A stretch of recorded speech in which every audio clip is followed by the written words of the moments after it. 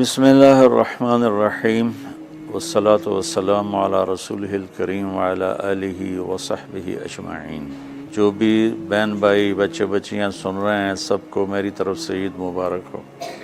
عید کی خوشی ہم کیوں مناتے ہیں، پہلے میں یہ تھوڑا سا واضح کر دوں کہ رمضان کا مہینہ اللہ نے پورا ایک ہمارے لیے خوشی کا مہینہ بنایا ہے، جس میں اللہ کی جنت کے دروازے کھول دیے جاتے ہیں، جہنم کے بند کر دیے جاتے ہیں، شیطان قید کر دیے جاتے ہیں، جنت کو روزانہ سجایا جاتا ہے، اللہ کا عرش پہلے آسمان پہ آ جاتا ہے، اللہ کی طرف سے اعلان ہو رہا ہوتا ہے، کوئی بخشش چاہنے والا، کوئی حاجت مانگنے والا، فرض 70 فرضوں کے برابر ہو جاتا ہے اور نفل فرض کے برابر ہو جاتا ہے، اور نفل اور فرض کا فرق اتنا بڑا ہے کہ قیامت تک 2 رکعت نفل پڑھتا رہے تو فرض رکعت کے ایک سجدے کے برابر نہیں، اور اس میں جو مر جاتے ہیں اہل ایمان ان کا حساب نہیں ہوتا،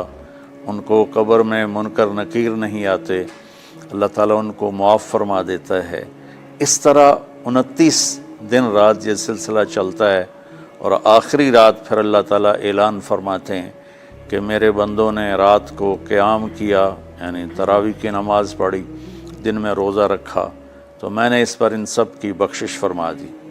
تو اس خوشی میں پھر ہم سب مل کر اللہ کی بارگاہ میں شکرانے کے مل کر 2 نفل ادا کرتے ہیں اور اللہ کا شکر ادا کرتے ہیں کہ یا اللہ تیرا شکر ہے تو نے ہمارے گناہوں کو معاف فرمایا، جہنم کو ہم پہ حرام کیا، جنت کو ہم پہ واجب کیا۔ اصل تو عید کی خوشی کی یہ وجہ ہے۔ آپ عید کے لیے غسل فرماتے تھے اور اپنے کپڑوں میں سے اچھے کپڑے منتخب فرماتے تھے، اور فجر کی نماز کے بعد آپ اشراق نہیں پڑھتے تھے اس دن، باقی آپ کی ساری زندگی کا معمول تھا کہ فجر کے بعد آپ اشراق پڑھتے تھے، لیکن اس دن آپ اشراق نہیں پڑھتے تھے، غسل فرما کے پھر کچھ کھا کے، کوئی میٹھی چیز، کھجور ہی عام طور پر ہوتی تھی، کھجور کھا کے پھر آپ عیدگاہ کی طرف تشریف لے جاتے تھے اور پہلے نماز پڑھاتے تھے، پھر خطبہ ہوتا تھا، اور اس کے بعد جس راستے سے آپ جاتے تھے اس راستے کو چھوڑ کر پھر اور راستے سے گھر واپس آتے تھے، پھر وفود سے ملاقات کرتے تھے، سرداروں سے، صحابہ سے ملاقات کرتے تھے، اس میں کچھ کھانوں کا اہتمام بھی ہوتا تھا۔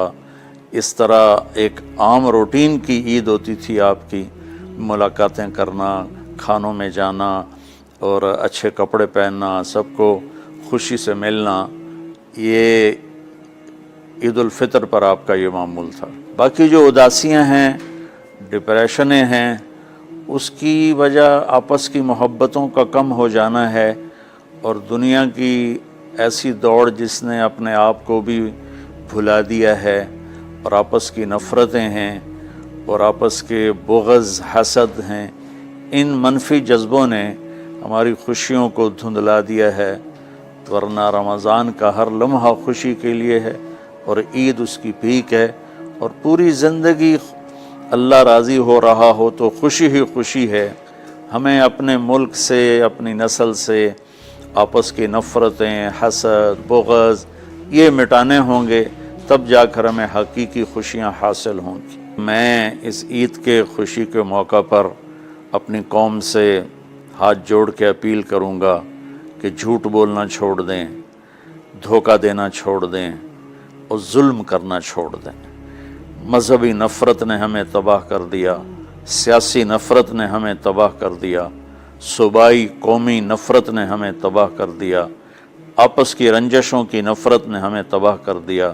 میں ساری قوم کے سامنے جھولی پھیلا کر چاروں صوبوں کے رہنے والوں سے اور ہر مکتب فکر سے متعلق اہل ایمان سے یہ درخواست کرتا ہوں کہ آئیں ہم سچائی کو اپنا ساتھی بنائیں اور دیانتداری سے اپنے آپ کو آراستہ کریں اور انصاف کا ساتھ دیں، نہ ظالم بنیں نہ ظالم کا ساتھ دیں۔ اسلام 2 چیزوں کا مجموعہ ہے، ایک اللہ کا حق ہے جو عبادات کی شکل میں ہے، اور ایک اللہ کے بندوں کا حق ہے جو اخلاقیات اور معاملات اور معاشرت کی شکل میں ہے۔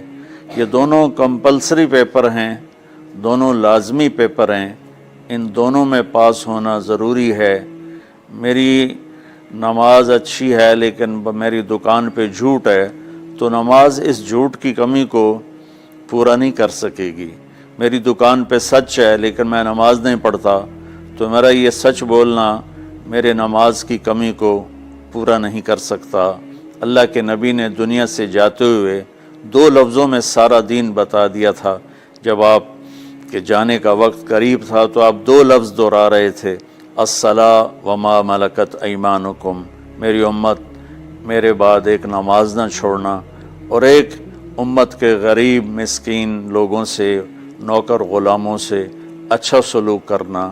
یہ 2 الگ الگ ڈیمانڈ ہیں۔ جیسے پانی پینے سے روٹی کی کمی پوری نہیں ہو سکتی اور روٹی کھانے سے پانی کی کمی پوری نہیں ہو سکتی، یہ دونوں الگ چیزیں ہیں۔ اخلاق کو عبادت کی کمی پر نہیں کر سکتی، اور عبادت کی کمی اخلاق کو اور اخلاق کی کمی کو عبادت پورا نہیں کر سکتی۔ ان دونوں چیزوں میں پاس ہونا ضروری ہے، تب جا کر ایک معتدل معاشرہ وجود میں آتا ہے۔ ایک حدیث سنا کے بات ختم کرتے ہیں۔ میرے نبی وضو فرما رہے تھے تو صحابہ آپ کے وضو کا پانی گرنے نہیں دے رہے تھے، نیچے سے لے کر کوئی پی رہا تھا، کوئی منہ پہ مل رہا تھا۔ تو آپ نے فرمایا ما یحملکم علی ھذا، یہ کیا کر رہے ہو؟ وہ کہنے لگے یا رسول اللہ، اللہ اس کے رسول کی محبت میں کر رہے ہیں۔ تو آپ نے فرمایا میں تمہیں بتاتا ہوں اللہ اس کے رسول سے محبت کرنے والا کون ہوتا ہے۔ فَلْيُسْتِقِ الْحَدِيثَ إِذَا حَدَّثَ، اللہ رسول سے محبت کرنے والا وہ ہوتا ہے جو ہمیشہ سچ بولتا ہے۔ فَلْيُؤَدِّ الْأَمَانَةَ إِذَا تُؤْمِنَ، جو ہمیشہ امانت داری سے کام لیتا ہے، کبھی دھوکہ فراڈ نہیں کرتا۔ فَلْيُحْسِنْ جِوَارَ مَنْ جَاوَرَهُ، اور جو ہمیشہ اپنے پڑوسیوں کے ساتھ اچھا سلوک کرتا ہے، پڑوسی اپنے ہوں، غیر ہوں، مسلم ہوں، نان مسلم ہوں، وہ ان کے ساتھ اچھا سلوک کرتا ہے۔ یہ 3 نشانیاں ہیں عشق رسول کی۔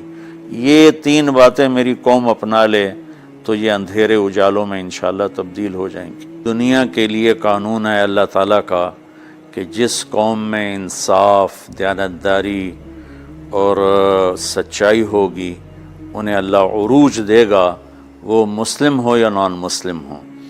اور جن ملکوں میں، قوموں میں بددیانتی ہوگی، ظلم ہوگا، جھوٹ ہوگا، وہ زوال کا شکار ہوں گی۔ ساری ویسٹرن دنیا تو لیڈ نہیں کر رہی، ہمارے جیسے ملک بھی ہیں جہاں یہ ساری چیزیں ہیں تو وہ ہماری طرح ہی ذلیل ہیں اور ہماری طرح ہی وہ خوار ہیں۔ چند ایک ملک ہیں جنہوں نے ان چیزوں کی رعایت کی ہے تو وہ اس وقت لیڈنگ رول میں ہیں، لیڈنگ ماڈل میں ہیں۔ تو دنیا کے لحاظ سے تو یہ قانون ہے کہ سچائی، دیانتداری اور انصاف قوموں کو اونچا لے جائے گا۔ آخرت میں اللہ تعالیٰ نے اعلان کیا ان اللہ لا یغفر ان یشرک بہ ویغفر ما دون ذلک لمن یشاء۔ آخرت میں کامیابی کا آخری فیصلہ ایمان پہ ہوگا کہ اللہ تعالیٰ کا فرمان ہے میں شرک معاف نہیں کروں گا، اس کے علاوہ میں جسے چاہوں معاف کر دوں۔ تو ہماری 52 کے قریب اسلامی ریاستیں ہیں، وہ سب بری طرح اس زوال کا شکار ہیں، جس کی بنیادی وجہ یہ 3 ہے جس کو میں بار بار آپ کے سامنے دہرا رہا ہوں۔ السلام علیکم۔